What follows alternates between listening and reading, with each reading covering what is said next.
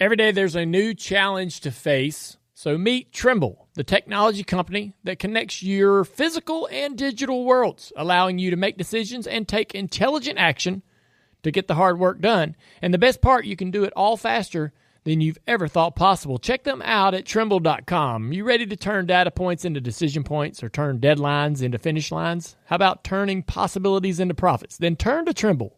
G'day, America. It's Tony and Ryan from the Tony and Ryan podcast from Down Under. Today we want to talk to you about Boost Mobile, the newest 5G network in the country. Offering reliable nationwide coverage backed by a 30-day money-back guarantee. Love your service or get your money back, no questions asked. Boost Mobile's unlimited plan start at just $25 a month and will never increase in price. The Boost Mobile network, together with their roaming partners, covers 99% of the US population. 5G speeds not available in all areas. Visit the nearest Boost Mobile or boostmobile.com. After 30 gigabytes, speeds may slow. $25 per month with active Boost Unlimited plan. Cancel within 30 days for a refund of service fees. Activation and phone payments not refunded.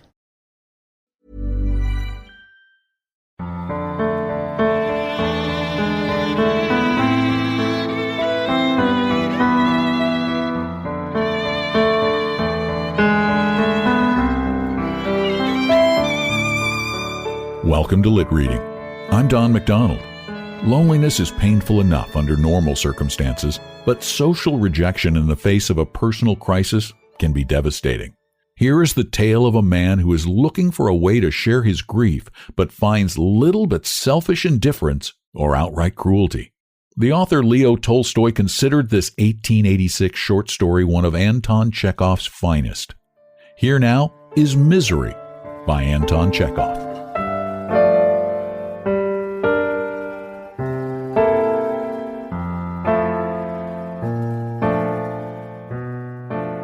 The twilight of evening.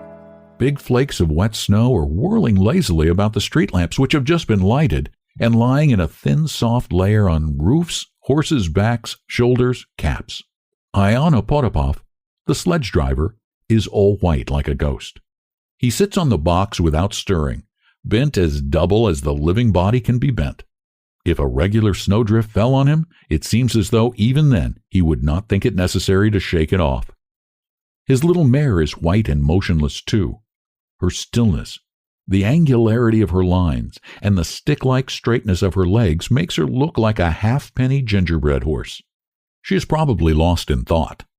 Anyone who has been torn away from the plow, from the familiar gray landscapes, and cast into this slough, full of monstrous lights, of unceasing uproar and hurrying people, is bound to think. It is a long time since Iona and his nag have budged. They came out of the yard before dinner time, and not a single fare yet. But now the shades of evening are falling on the town. The pale light of the street lamps changes to a vivid color, and the bustle of the street grows noisier. "Sledge to Vyborska," Iona hears. "Sledge!" Iona starts, and through his snow-plastered eyelashes sees an officer in a military overcoat with a hood over his head. "To Vyborska," repeats the officer. "Are you asleep?" "To Vyborska." In token of assent, Iona gives a tug at the reins, which sends cakes of snow flying from the horse's back and shoulders. The officer gets into the sledge. The sledge driver clicks to the horse, cranes his neck like a swan, rises in his seat, and more from habit than necessity brandishes his whip. The mare cranes her neck too, crooks her stick-like legs, and hesitatingly sets off. "Where are you shoving, you devil?" Iona immediately hears shouts from the dark mass shifting to and fro before him. "Where the devil are you going? Keep to the right!" "You don't know how to drive. Keep to the right," says the officer angrily. The coachman driving a carriage swears at him. A pedestrian crossing the road and brushing the horse's nose with his shoulders looks at him angrily and shakes the snow off his sleeve. Iona fidgets on the box as though he were sitting on thorns, jerks his elbows, and turns his eyes about like one possessed, as though he did not know where he was or why he was there. "What rascals they are," said the officer jocosely. "They are simply doing their best to run up against you or fall under the horse's feet. They must be doing it on purpose." Iona looks at his fare and moves his lips. Apparently he means to say something, but nothing comes out but a sniff. "What?" inquires the officer. Iona gives a wry smile and, straining his throat, brings out huskily, My son died this week, sir. What did he die of? Iona turns his whole body round to his fare and says, Who can tell? It must have been from fever. He lay 3 days in the hospital and then he died. God's will. Turn around, you devil, comes out of the darkness. Have you gone cracked, you old dog? Look where you're going. Drive on, says the officer. We shan't get there till tomorrow going on like this. Hurry up. The sledge driver cranes his neck again, rises in his seat, and with heavy grace swings his whip. Several times he looks round at the officer, but the latter keeps his eyes shut and is apparently disinclined to listen. Putting his fare down at Vyborska, Iona stops by a restaurant and again sits huddled up on the box. Again, the wet snow paints him and his horse white. 1 hour passes, and then another. 3 young men, 2 tall and thin, 1 short and hunchbacked, come up railing at each other and loudly stamping on the pavement with their galoshes. Cabby, to the police bridge, the hunchback cries in a cracked voice. The 3 of us, 20 kopecks. Iona tugs at the reins and clicks to his horse. 20 kopecks is not a fair price, but he has no thoughts for that. Whether it is a ruble or whether it is 5 kopecks does not matter to him now, so long as he has a fare. The 3 young men, shoving each other and using bad language, go up to the sledge, and all 3 of them try to sit down at once. The question remains to be settled. Which are to sit down, and which one is to stand? After a long altercation, ill temper, and abuse, they come to the conclusion that the hunchback must stand because he is the shortest. Well, drive on, says the hunchback in his cracked voice, settling himself and breathing down Iona's neck. Cut along. What a cap you've got, my friend. You wouldn't find a worse one in all Petersburg. Laughs Iona. It's nothing to boast of. Well, then, nothing to boast of. Drive on. Are you going to drive like this all the way, eh? Shall I give you one in the neck? My head aches, says one of the tall ones. At Dumazov's yesterday, Vaska and I drank 4 bottles of brandy between us. I can't make out why you talk such stuff, says the other tall one angrily. You lie like a brute. Strike me dead, it's the truth. It's about as true as a louse coughs. Grins Iona. Merry gentlemen. Phew, the devil take you, cries the hunchback indignantly. Will you get on, you old plague, or won't you? Is that the way to drive? Give her one with a whip. Hang it all, give it to her well. Iona feels behind his back the jolting person and quivering voice of the hunchback. He hears abuse addressed to him. He sees people, and the feeling of loneliness begins little by little to be less heavy on his heart. The hunchback swears at him until he chokes over some elaborately whimsical string of epithets and is overpowered by his cough. His tall companions begin talking of a certain Nazyezhda Petrovna. Iona looks round at them. Waiting till there's a brief pause, he looks round once more and says, This week, my son died. We shall all die, says the hunchback with a sigh, wiping his lips after coughing. Come, drive on, drive on. My friends, I simply cannot stand crawling like this. When will he get us there? Well, you give him a little encouragement, one in the neck. Do you hear, you old plague? I'll make you smart. If one stands on ceremony with fellows like you, one may as well walk. Do you hear, you old dragon? Or don't you care a hang what we say? And Iona hears, rather than feels, a slap on the back of his neck. He laughs. Merry gentlemen, God give you health. Cabman, are you married? Asks one of the tall ones. I? Merry gentlemen, the only wife for me now is the damp earth. Yeah, the grave, that is. Here my son's dead, and I'm alive. Death, it's a strange thing. Death has come in at the wrong door. Instead of coming for me, it went for my son. And Iona turns round to tell them how his son died. But at that point, the hunchback gives a faint sigh and announces that, thank God, they've arrived at last. After taking his 20 kopecks, Iona gazes for a long while after the revelers, who disappear into a dark entry. Again he is alone, and again there is silence for him. The misery, which has been for a brief space eased, comes back again, and tears his heart more cruelly than ever. With a look of anxiety and suffering, Iona's eyes stray restlessly among the crowds moving to and fro on both sides of the street. Can he not find among those thousands someone who will listen to him? But the crowds flit by heedless of him and his misery. His misery is immense, beyond all bounds. If Iona's heart were to burst and his misery to flow out, it would flood the whole world, it seems, but yet it is not seen.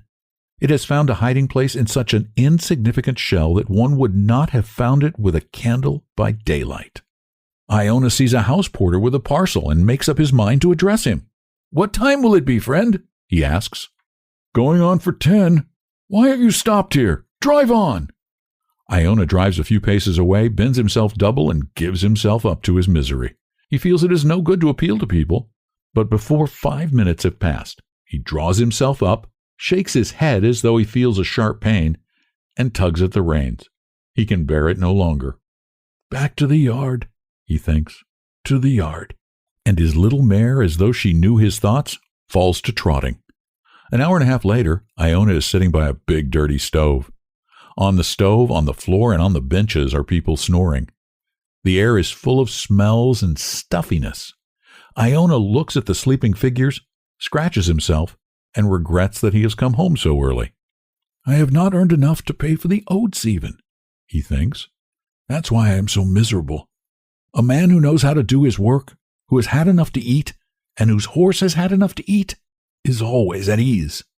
In one of the corners, a young cabman gets up, clears his throat sleepily, and makes for the water bucket. "Want a drink?" Iona asks him. "Seems so. May it do you good. But my son is dead, mate. Do you hear? This week in the hospital. It's a queer business." Iona looks to see the effect produced by his words, but he sees nothing. The young man has covered his head over and is already asleep. The old man sighs and scratches himself. Just as the young man had been thirsty for water, he thirsts for speech. His son will soon have been dead a week, and he has not really talked to anybody yet. He wants to talk of it properly with deliberation. He wants to tell how his son was taken ill, how he suffered, and what he said before he died, how he died. He wants to describe the funeral and how he went to the hospital to get his son's clothes. He still has his daughter Anisha in the country, and he wants to talk about her too. Yes, he has plenty to talk about now. His listener ought to sigh and exclaim and lament. It would be even better to talk to women. Though they are silly creatures, they blubber at the first word. "Let's go out and have a look at the mare," Iona thinks. "There is always time for sleep. You'll have sleep enough, no fear." He puts on his coat and goes into the stables where his mare is standing. He thinks about oats, about hay, about the weather. He cannot think about his son when he is alone. To talk about him with someone is possible, but to think of him and picture him is insufferable anguish. "Are you munching?" Iona asks his mare, seeing her shining eyes. "There, munch away, munch away. Since we have not earned enough for oats, we will eat hay. Yes, I have grown too old to drive. My son ought to be driving, not I. He was a real cabman. He ought to have lived." Iona is silent for a while, and then he goes on. "That's how it is, old girl. Kuzma Ionich is gone. He said goodbye to me. He went and died for no reason. Now suppose you had a little colt and you were mother to that little colt. And all at once that same little colt went and died. You'd be sorry, wouldn't you?" The little mare munches, listens, and breathes on her master's hands. Iona is carried away and tells her all about it.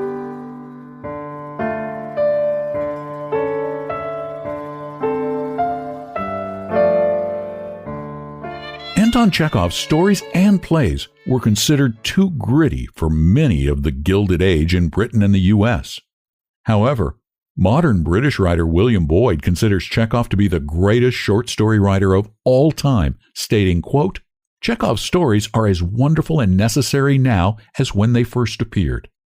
It is not only the immense number of stories he wrote, for few if any writers have ever done more. It is the awesome frequency with which he produced masterpieces, stories that shrive us as well as delight and move us, that lay bare our emotions in ways only true art can accomplish." If you enjoy listening to Lit Reading Stories, please do me a favor and subscribe on your favorite podcast service. Even better, leave a review. Thanks for listening. I'm Don McDonald.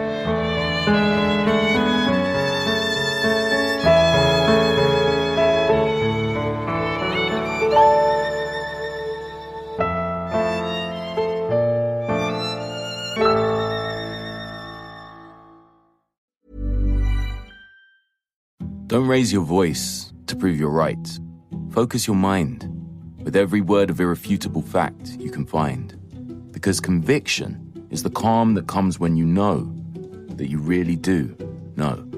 People who read the Financial Times know that they can shape their own perspectives with confidence because their viewpoints are informed by genuinely unbiased journalism. Clarity and conviction. Source, FT.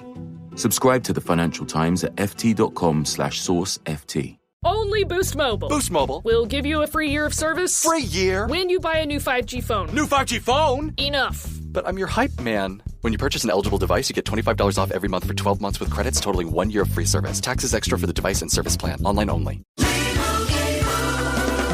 Doug. Limu and I always tell you to customize your car insurance and save hundreds with Liberty Mutual. But now, we want you to feel it. Cue the emu music, Limu. Save yourself money today. Increase your wealth. Customize and save, we say. That may have been too much feeling. Only pay for what you need at LibertyMutual.com. Liberty, liberty, liberty, liberty. Savings vary. Underwritten by Liberty Mutual Insurance Company and affiliates. Excludes Massachusetts.